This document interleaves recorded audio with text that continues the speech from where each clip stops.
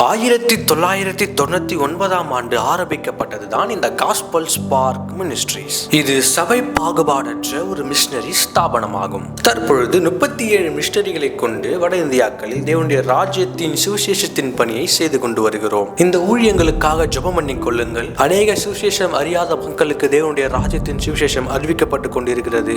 சபைகள் கட்டப்படாத இடங்களில் சபைகள் கட்டப்பட்டு கொண்டிருக்கிறது. கர்த்தர் உங்களுக்கு ஏவினால் கொடுத்து தாங்குங்கள். எங்கள் ஊழியங்கள் ஜெபம் பண்ணிக் கொள்ளுங்கள். கர்த்தர் உங்களை ஆசீர்வதிப்பாராக. அருமையான தேவனுடைய பிள்ளைகளே, நாம் சபைகளை குறித்து நம்ம பார்த்து கொண்டு வருகிறோம். இன்றைக்கு பிலதெல்பியா சபையை குறித்து நம்ம தியானிக்க போகிறோம். அருமையான தேவனுடைய பிள்ளைகளே, ஜெபத்தோடு கூட எதிர்பார்ப்போடு கூட இருங்க. ஒரு வசனத்தை வாசிப்போம். வெளிப்படுத்தின விசேஷம் 3ஆம் அதிகாரம் 7ஆம் வசனம். வெளிப்படுத்தின விசேஷம் 3ஆம் அதிகாரம் 7ஆம் வசனம். பிலதெல்பியா சபையின் தூதனுக்கு எழுதிய வேண்டியது என்னவெனில், பரிசுத்தம் உள்ளவரும் சத்தியம் உள்ளவரும் தாவீதின் திறவுகோலை உடையவரும் ஒருவரும் பூட்டக்கூடாதபடிக்கு திறக்கிறவரும் ஒருவரும் திறக்கக்கூடாதபடிக்கு பூட்டுகிறவருமாக இருக்கிறவர் சொல்லுகிறதாவது என்று எழுதப்பட்டிருக்கிறது. அருமையான தேவனுடைய பிள்ளைகளே, ஒவ்வொரு சபையை குறித்தும் ஒரு அழகான திட்டத்தோடு கூட ஆண்டவர் இந்த காரியத்தை அங்கே சபைகளுக்கு சொல்லுகிறதை பார்க்கிறோம். நான் ஒவ்வொரு முறையும் ஞாபகப்படுத்தி கொண்டே வருகிற காரியம்தான். முதலாவது, ஒவ்வொரு சபைக்கும் தான் யார், எப்படிப்பட்டவர் என்பதை ஆண்டவர் வெளிப்படுத்துகிறார். ஒவ்வொரு சபைக்கும் வெளிப்படுத்துகிற, தன்னை குறித்து வெளிப்படுத்துகிற காரியங்கள் வித்தியாசமாக இருக்கிறதை பார்க்க முடிகிறது.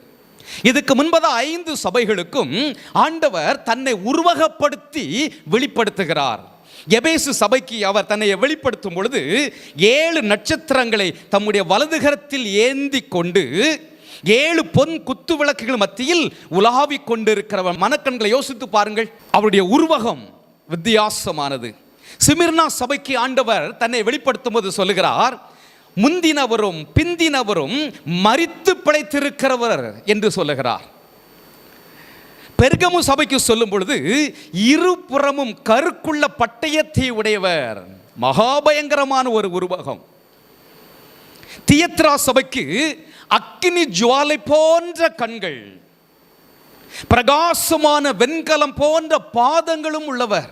இமேஜின் பண்ணி பார்த்தீங்கன்னா பயப்படக்கூடிய தக்க ஒரு உருவகம். சர்தை சபைக்கு தேவனுடைய 7 ஆவிகளையும் 7 நட்சத்திரங்களையும் உடையவர் என்று சொல்லப்பட்டிருக்கிறது. ஆனால் இந்த 6வது சபையாக இந்த பிலதெல்பியா சபைக்கு ஆண்டவர் தன்னை வெளிப்படுத்தும் பொழுது தன்னுடைய குணங்களை ஆண்டவர் வெளிப்படுத்துகிறார். ஹல்லேலூயா! தன்னுடைய குணாதிசயத்தை வெளிப்படுத்துகிறார். ஆண்டவராக இயேசு கிறிஸ்துவுடைய குணாதிசயங்களை பட்டியல் போட்டு நம்ம சொல்லணும்னா ஏராளமாக இருக்கிறது. ஆனால் இங்கே அவர் சொல்லும் பொழுது மிகவும் குறிப்பிடத்தக்க அவசியமான முக்கியமான சில காரியங்களை மாத்திரம் சொல்லுகிறார். அதில் ஒன்று, பரிசுத்தம் உள்ளவர். ஹல்லேலூயா! பரிசுத்தம் உள்ளவர்.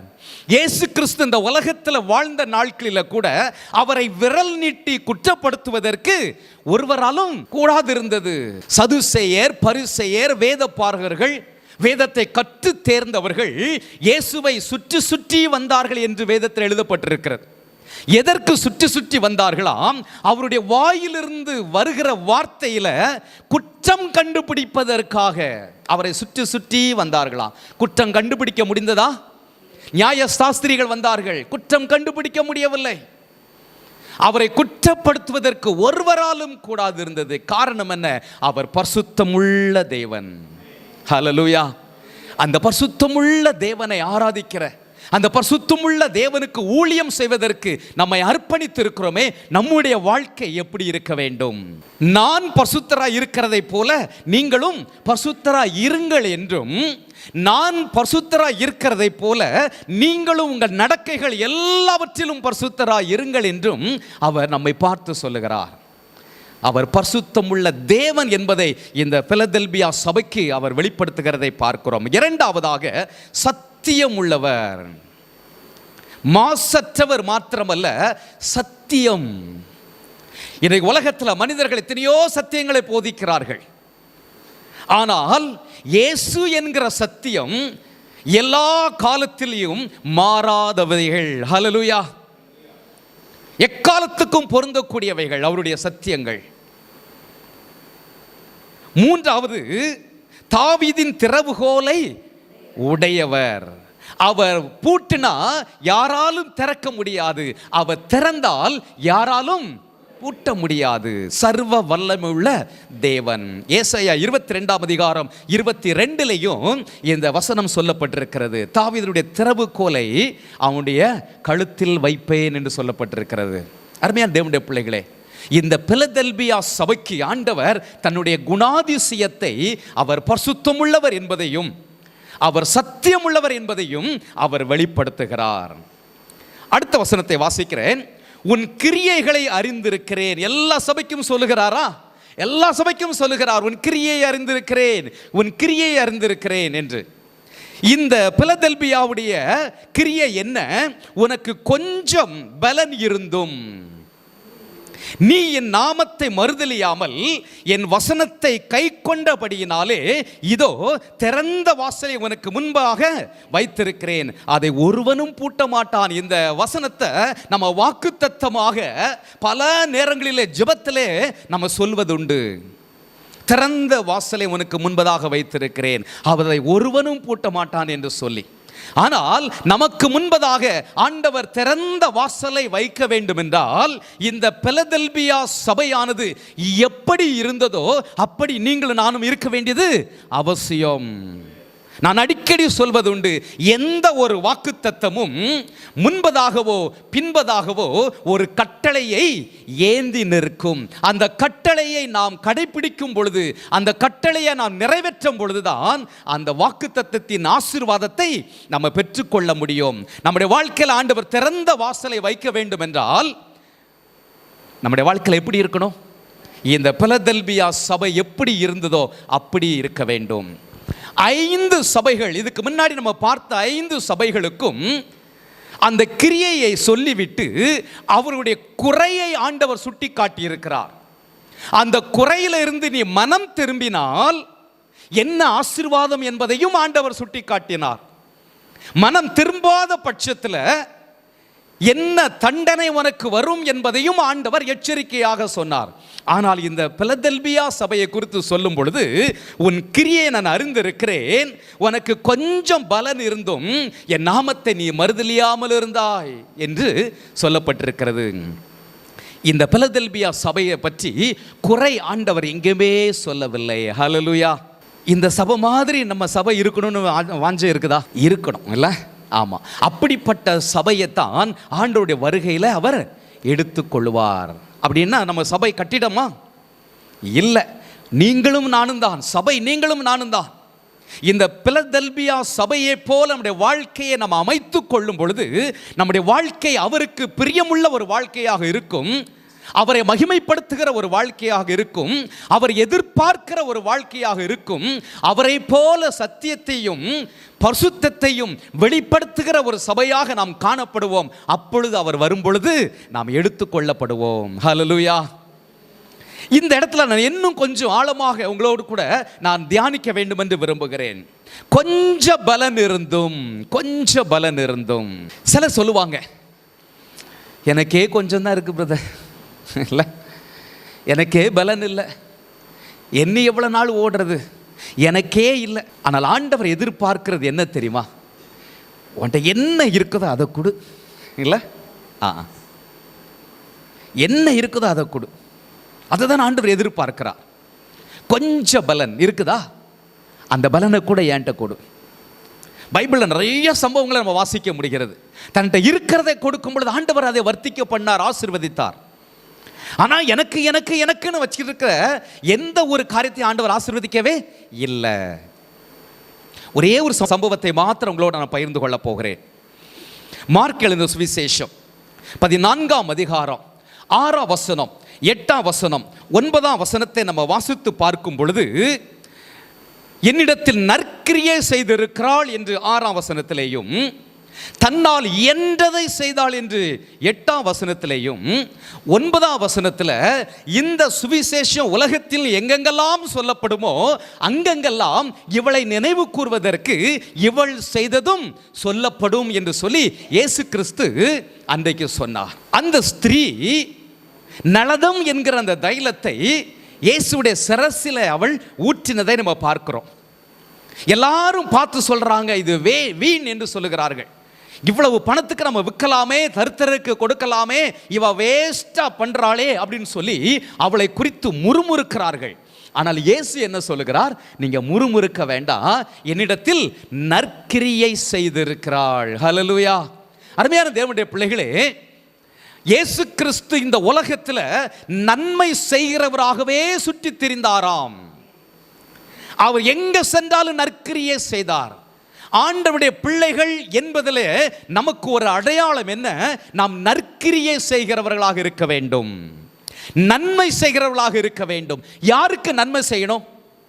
என்னுடைய கல்யாணத்துக்கு வந்து 101 ரூபாய் மொய் எழுதினவங்களுக்கு நானும் 10 வருஷம் கழிச்சாலும் அந்த 101 ரூபாயை மறக்காம எழுதிடணும். அது நன்மையா? யாருக்கு நன்மை செய்யணும்? நன்மை செய்தவர்களுக்கு நன்மை செய்தால் அது இந்த உலகம் செய்யும். நீங்க நன்மை செய்தா திருப்பி செய்வாங்க. அது இந்த உலக வழக்கம், மனிதனுடைய இயல்பு. நன்மை செய்யாதவர்களுக்கும் நான் நன்மை செய்ய வேண்டும், இது ஒரு படி. ஆனால் இயேசுவுடைய போதனை என்ன? தீமை செய்தவர்களுக்கும் நன்மை செய்ய வேண்டும். நன்மைக்கு நன்மை செய்வது மனிதனுடைய இயல்பு. ஆனால் இயேசுவுடைய இயல்பு என்ன? தீமைக்கும் நன்மை செய்வது. என்னொன்று இருக்கிறது, நன்மைக்கு தீமை செய்வது. அது பிசாசனுடைய குணம். எவ்வளவுதான் நன்மை செய்யுங்க, ஆனா அவன் தீமை தான் செய்வான். ஏனென்றால் பிசாசுடைய குணம் நன்மை செய்வது இல்லை. நன்மைக்கு நன்மை செய்வது மனுஷனுடைய இயல்பு, நன்மைக்கு தீமை செய்வது பிசாசனுடைய குணம். ஆனால் தீமைக்கும் நன்மை செய்வது இயேசுவுடைய குணம். ஹல்லேலூயா. நம்ம ஆண்டவருடைய பிள்ளைகள் என்பதை நற்கிரியைகள் மூலமாக தான் இந்த உலகத்திற்கு நம்ம வெளிப்படுத்த வேண்டும். இவள் தன்னால் இயன்றதை செய்தாள். அவள்கிட்ட இருக்கிறது அந்த ஒண்ணுதான். அதை ஆண்டவருடைய நாம மகிமைக்காக அங்கே அவள் ஊற்றி விட்டாள். பார்வைக்கு அது வீணாக தெரிகிறது மற்றவருடைய பார்வைக்கு. ஆனால் இயேசு சொல்லுகிறார், என்னிடத்தில் நற்கிரியை செய்திருக்கிறாள். நம்மால் இயன்ற உதவிகளை மற்றவர்களுக்கு நாம் செய்வோம். ஏன்னா இயேசுவுடைய முன்மாதிரி அதுதான். தன்னோடு கூட உண்டு உறங்கி எல்லாவற்றையும் அனுபவித்தவர்கள் பின்மாற்றம் அடைந்து போயிட்டாங்க. அந்த திபேரியா கடற்கரைக்கு இயேசு போகிறார். சீமோன் பேதுரு மீன் பிடிக்க போகிறேன் என்று சொல்லுகிறான். விட்டுட்டு வந்த வலையை தேடி திருப்பி போகிறான். கூட 2-3 பேர் வாழை பிடிச்சிக்கிட்டு நாங்களும் வருகிறோன்னு போறாங்க.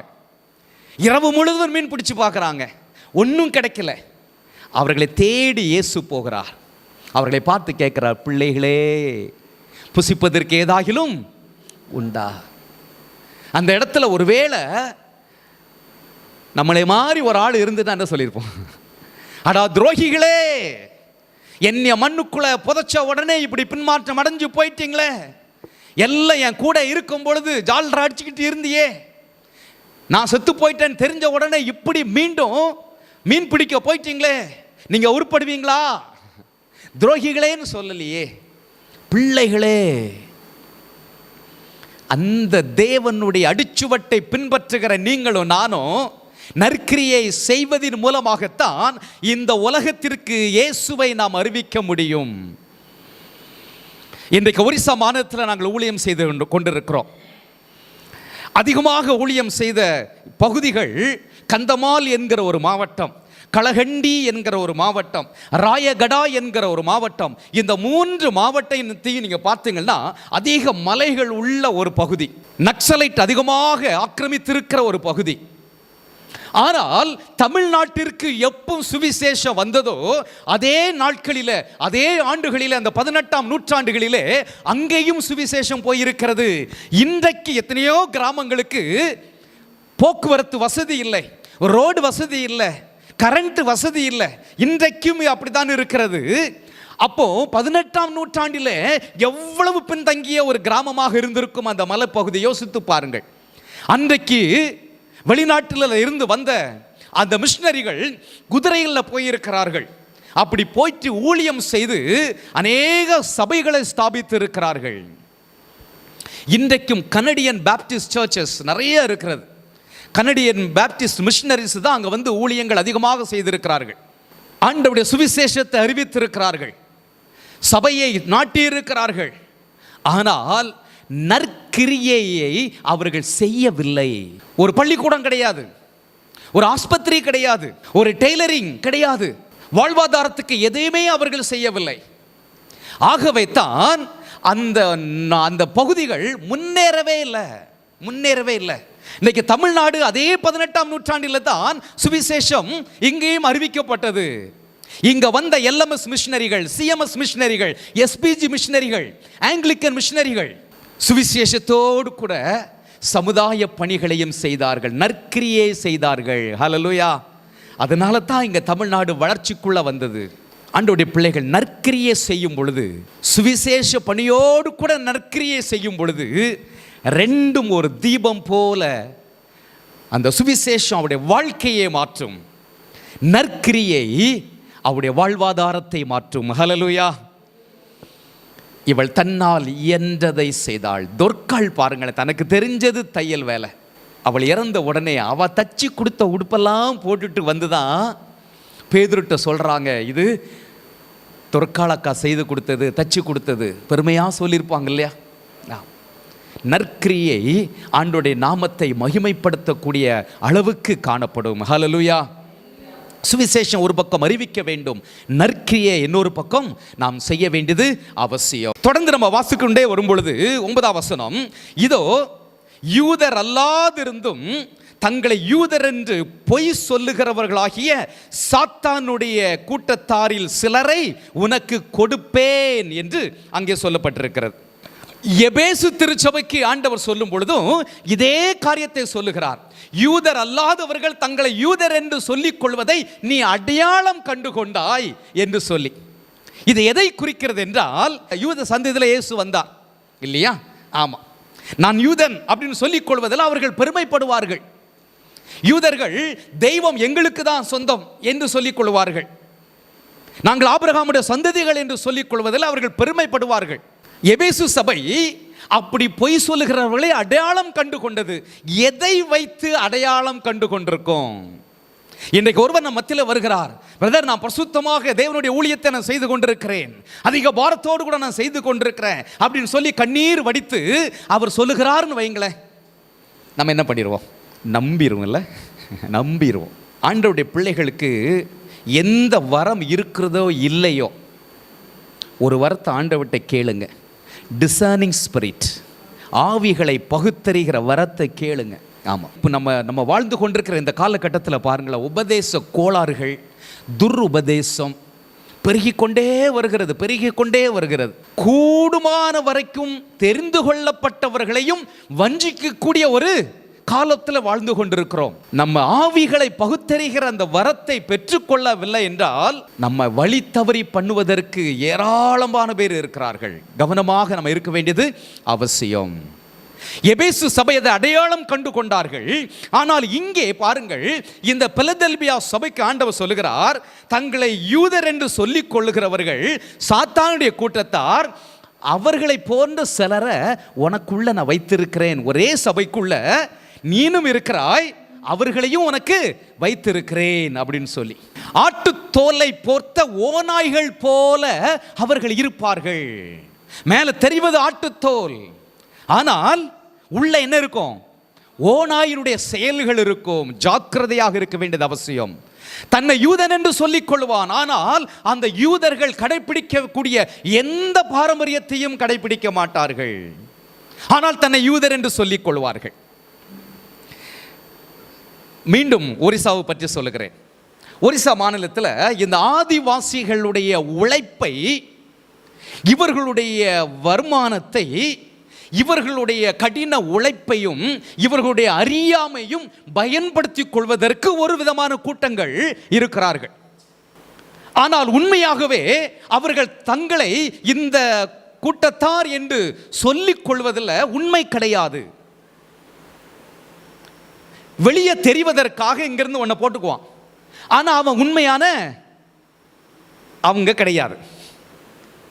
எதுக்காக இதை போட்டுக்கிறான் அப்படின்னு சொன்னா, இந்த ஆதிவாசிகளுடைய அறியாமையை பயன்படுத்திக் கொள்வதற்காக, இவருடைய கடின உழைப்பை சுரண்டுவதற்காக இதை போட்டுக்கிட்டு வியாபாரம் பண்ண ஆரம்பிப்பாங்க.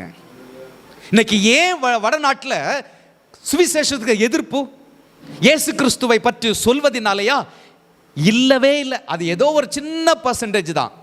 நம்ம நற்கிரியை செய்து இந்த மக்களுடைய வாழ்வாதாரத்தை ஒரு முன்னேற்ற பாதைக்கு கொண்டு வருகிறோம் பார்த்தீங்களா? அதனால தான் அவனுக்கு கடுப்பாகுது. ஒரு காலத்தில் என்ன, 2007 நம்ம மிஷினரிகள் ஊழியத்தை ஆரம்பிக்கும் பொழுது 100 ரூபாயை எண்ண தெரியாது சில கிராமத்தில் இருக்கிறவங்களுக்கு. ஒரு 10 ரூபாய், 2 10 ரூபாய், 3 10 ரூபான்னா எண்ணுவான வெளியே 10 20 30ன்னு எண்ணிக்க மாட்டான். வீட்டில் ஒரு 5000 ரூபாய்க்கு ஒரு ஆடு வளர்ப்பான். அதை கொண்டு சந்தைக்கு தூக்கிட்டு போவான். அன்றைக்கு அவனுக்கு ஒரு சொக்கா வாங்க வேண்டியிருக்கும், ஒரு சட்டை வாங்க வேண்டியிருக்கும். அது ஒரு 60 ரூபாய், 100 ரூபாய், 150 ரூபாய் இருக்கும். ஒரு 4000 5000 ஆட்டை கொண்டு கொடுத்துட்டு அந்த 150 ரூபாய் சட்டையும் வாங்கி போட்டுட்டு வந்துடுவான். இந்த ரெண்டுக்கும் உள்ள மதிப்பு எவ்வளவு என்கிற வித்தியாசம் தெரியாது. இன்றைக்கு நம்ம ஊழியம் செய்வது ஒரு பக்கம் இருந்தாலும், இது 5000 ரூபாய் விலை பெறக்கூடியது, இது வெறும் 150 ரூபாய் அப்படின்னு அவனுக்கு பாடத்தை சொல்லி கொடுக்கிறோம். இதனால இவனுக்கு கோபம் வருது. நம்ம வாழ்வாதாரத்தை கெடுக்கிறதுக்கு எங்கேயோ இருந்து வந்திருக்கிறான்களே அப்படின்னு சொல்லி அந்த எதிர்ப்பு தெரிவிக்கிறார்கள். நற்கிரியை செய்கிறதுனால இன்றைக்கி நம்ம விசுவாசிகள்லாம் சொல்கிறோம், இந்த பெரிய காலிஃப்ளவர் இருக்குது பார்த்தீங்களா, நமக்கு மார்க்கெட்டுக்கு போகும்போது அந்த காலிஃப்ளவர் பார்த்தோன்னே வாங்கணும் போல் இருக்கும். ஏன்னா அவ்வளோ பெருசாக இருக்கும் அந்த பூ. 100 ரூபாய் சொன்னால் கூட நம்ம வாங்கிட்டு வந்துடலாம், அவ்வளோ பெருசாக இருக்கும். அவங்களுக்கு 2 ரூபாய் அல்லது 3 ரூபாய், 2 ரூபாய் இவ்வளோ தான் கொடுக்குறாங்க. அதை வாங்கிறதுக்கு 20 கிலோமீட்டர் 25 கிலோமீட்டர் நடந்து அவனை தேடி போகணும். அவன் எடுத்துகிட்டு போகிற அந்த ஜீப்பில் கூட கூட்டிகிட்டு போக மாட்டான். ஸோ இப்படி தான் நிலைமைகள் இருக்கிறது. இன்றைக்கி நம்ம விசுவாசிகிட்ட சொல்கிறோம், உனக்கு நடக்கிறதுக்கு கஷ்டம் கிடையாது, சம தூக்கி நடப்பதற்கு நீ சளைச்சவன் அல்ல. வாரத்தில் ஒரு 4 நாள் ஒரு 10 பூவை வெட்டு கோணிகளை கட்டிட்டு தலையை தூக்கி வச்சுட்டு டவுனுக்குள்ளே போய் வித்துட்டு வா, இப்படி நம்ம சொல்லி கொடுக்குறோம் இல்லை? அதனால தான் அவனுக்கு நம்ம மேலே கோபம் வருகிறது. நற்கிரியை மனிதனுடைய வாழ்வாதாரத்தை மாற்றும். இயேசு கிறிஸ்துவுடைய சுவிசேஷம் மனிதனுடைய வாழ்க்கையை மாற்றும். யூதர் அல்லாதிருந்தும் தங்களை யூதர் என்று பொய் சொல்லக்கூடியவர்கள் சாத்தானுடைய கூட்டத்தார் என்று சொல்லி ஆண்டவர் சொல்லுகிறார்.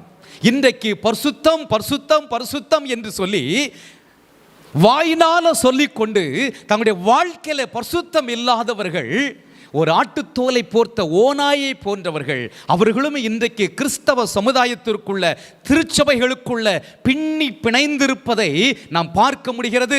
தேவ ஜனங்கள் அதை அடையாளம் கண்டு கொள்ள வேண்டியது அவசியமாக இருக்கிறது. ஆனால் இந்த பிலதெல்பியா சபையின் விசுவாசிகளைப் போல நாம் வாழ்வோம் என்றால் அவர்களை அடையாளம் கண்டு கொள்ள முடியும். ஒரு நாள் வரும், அவர்களை நம்முடைய பாதப்படியிலே ஆண்டவர் வந்து விழ வைப்பேன் என்று சொல்லி வாக்கு கொடுக்கிறார். அன்றைக்கு அவர்கள் அறிந்து கொள்வார்களா ஆண்டவர் உங்களோடு கூட இருக்கிறார் என்று. ஹல்லேலூயா. காலம் பதில் சொல்லும் இல்ல? ஆமா. ஏமாத்துகிறவ எத்தனை நாள் தான் ஏமாற்ற முடியும்? வேஷம் போடுகிறவள் எத்தனை நாள் தான் வேஷம் போட முடியும்? ஒரு நாள் வேஷம் கலைந்துதான் ஆகும். ஆனால் ஆண்டவருக்காக உண்மையாக உத்தமமாக பரிசுத்தமாக சத்தியத்திற்காக நிற்கிறவர்கள் ஒரு நாள் ஆண்டவரால் மகிமைப்படுத்தப்படுவார்கள். ஹல்லேலூயா. இந்த பிலதெல்பியா சபைக்கு ஆண்டவர் அதை தான் சொல்லுகிறார். நான் உன்மேல் அன்பாயிருக்கிறதை அவர்கள் அறிந்து கொள்ளும்படி செய்வேன். 10ஆம் வசனம், என் பொறுமையை குறித்து சொல்லிய வசனத்தை நீ காத்து கொண்டபடியினால் பூமியில் குடியிருக்கிறவர்களை சோதிக்கும்படியாக பூச்சக்கரத்தின் மேல் எங்கும் வரப்போகிற சோதனை காலத்திற்கு தப்பும்படி நானும் உன்னை காப்பேன். ஆண்டவர் வைராக்கியம் உள்ள தேவன். ஆண்டவருக்காக அவருடைய வசனத்தை காத்து கொள்வதற்காக நீங்களும் நானும் வைராக்கியமாக இருந்தால் நமக்காக நம்மை பாதுகாத்துக் கொள்வதற்காக அவரும் வைராக்கியம் பாராட்டுகிற தேவனாக இருக்கிறார். இருக்கிறார். ஹல்லேலூயா. பொறுமை, உபத்திரவம் பொறுமையை கொண்டு வரும் என்று சொல்லி வேதம் சொல்கிறது. என் பொறுமையை குறித்து சொல்லிய வசனத்தை நீ காத்து கொண்டபடியினால், இயேசு கிறிஸ்துவை குறித்த பொறுமை, அவரை குறித்து சொல்லிய அந்த பொறுமை. இயேசு எப்படி பொறுமையா இருந்தார்? எதுவரைக்கும் பொறுமையா இருந்தார்? சிலுவையின் மரணம் வரைக்கும் தன்னை தாழ்த்தினார் என்று சொல்லப்பட்டிருக்கிறது. வானம் கொள்ளாத தேவன், வானம் எனக்கு சிங்காசனம், பூமி எனக்கு பாதபடி என்று சொன்ன தேவன், ஆனா சாதாரண மனிதனுடைய கையில தன்னை அவர் ஒப்பு கொடுத்தார். அது அவருடைய தாழ்மையை காட்டுகிறது. தாழ்மை, பொறுமை, சாந்தம், இந்த மூன்றுமே இணையான ஒன்று. தாழ்மை இருக்கிறவிடம் சாந்த குணம் இருக்கும், பொறுமை இருக்கும். சாந்த குணம் இருக்கிறவரிடம் தாழ்மை இருக்கும், பொறுமை இருக்கும். பொறுமை இருக்கிறவருடைய வாழ்க்கையில் சாந்த குணம் இருக்கும், தாழ்மை இருக்கும். இது ஒரு தெய்வீக பண்பு, தெய்வீக பண்பு. நான் சாந்தமும் மனத்தாழ்மையாக இருக்கிறேன் ஆண்டவர் சொல்லுகிறார். தாழ்மை உள்ளவர்களுக்கும் பொறுமையாக இருக்கிறவர்களுக்கும் ஆண்டவர் எப்படி வைராக்கியமாக இருக்கிறார் என்று ஒரே ஒரு சம்பவத்தை சொல்லட்டுமா? என்னாகமம் 12ஆம் அதிகாரத்தில் மோசேயை குறித்து மிரியாமும் அவனுடைய சகோதரன் ஆரோனும் முறுமுறுக்க ஆரம்பித்தார்கள். ஆண்டவர் அந்த முறுமுறுப்பை கேட்டு 3 பேரையும் கூப்பிடுறாரு ஆசரிப்பு கூடாரத்துக்கு. 3 பேரும் புறப்பட்டு போறாங்க. மிரியாமையும் ஆரோனையும் ஆண்டவர் இன்னும் கூடாரத்துக்குள் அழைக்கிறார். அவங்க 2 பேரும் உள்ள போறாங்க. ஆண்டவர் மேகத்தூணிலிருந்து பேச ஆரம்பிக்கிறார். என்னுடைய தாசனாகிய மோசேயை குறித்து நீங்க இப்படி பேசுவதற்கு உங்களுக்கு பயம் இல்லாமல் போனது என்ன என்று சொல்லி ஆண்டவர் அவர்களோடு கூட பேச ஆரம்பிக்கிறார். இந்த பூமியில் இருக்கிற எல்லா மனிதர்களை காட்டும் சாந்த குணம் உள்ளவன் என்று ஆண்டவர் சொல்லுகிறார். கடைசி என்ன ஆயிடுச்சு? மிரியாமுடைய வாழ்க்கையில் வெண் குஷ்டரோகியாக அவள் மாறிவிட்டாள். ஆரோன் கேட்குறான், தன்னுடைய சொந்த தம்பியை பார்த்து சொல்லுகிறான், ஆயன் ஆண்டவனே, டேய் தம்பி, அக்கா மேல இப்படி ஒரு பழி வர வச்சுட்டியடான்னு சொல்லல, உன்னையெல்லாம் இடுப்புல தூக்கி வளர்த்தனே சொல்லல. தம்பியை பார்த்து சொல்ல, ஆயன் ஆண்டவனே, அவளை குணமாக்கும். நாங்க புத்தீனமா செய்த காரியத்தை எங்க மேல சுமத்தாதீரும். ஒரு சாந்த குணம் உள்ளவனுக்காக, ஒரு பொறுமையாக இருக்கிறவனுக்காக, ஒரு தாழ்மையோடு கூட இருக்கிறவனுக்காக ஆண்டவர் வைராக்கியமாக செயல்படுகிற தேவனாக இருக்கிறார். ஆண்டவரை போல பொறுமையாக இருப்போம். சில நேரங்களில் பொறுமையாக இருப்பது கடினமாக இருக்கும், கஷ்டமாக இருக்கும். நம்ம பொறுத்து போக நம்ம தலையில் ஏறி போவதை போல சூழலில் கூட வரலாம். ஆனால் பொறுமையாக இருக்கும் பொழுது ஒரு நாள் வரும், ஆண்டவர் நமக்காக வைராக்கியத்தோடு கூட அவர் யுத்தம் பண்ணுகிற தேவன். ஹல்லேலூயா. 11ஆம் வசனம், இதோ சீக்கிரமாய் வருகிறேன், ஒருவனும் உன் கிரீடத்தை எடுத்து கொள்ளாதபடிக்கு உனக்குள்ளதை பற்றி கொண்டிரு. கடைசி பரியந்தம் நமக்குள்ளதை நாம் பற்றி கொண்டிருக்க அழைக்கப்படுகிறோம்.